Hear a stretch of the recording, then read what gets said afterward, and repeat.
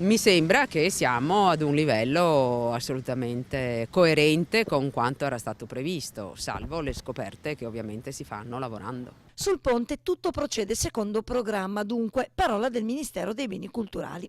In città questa mattina è arrivato il direttore del segretariato veneto del Ministero, Renata Codello, che in un vertice con i tecnici comunali e quelli di Vardanega ha fatto il punto sull'andamento dei lavori, smentendo di fatto le critiche di quanti non vedono alcun avanzamento dell'opera di restauro.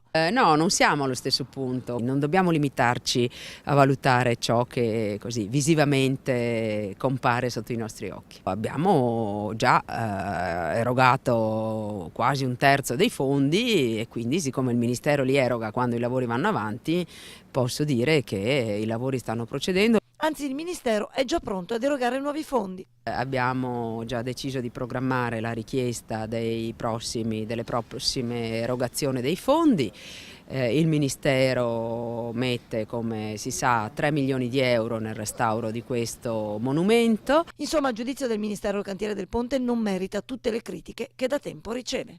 Vogliamo garantire, per senso istituzionale e di responsabilità, che le cose vengano fatte davvero in modo corretto, rigoroso e che soprattutto questo intervento abbia una lunga durata. Altro obiettivo importante che il Ministero vuole perseguire. Quindi chiedeva se ne si deve avere solo pazienza.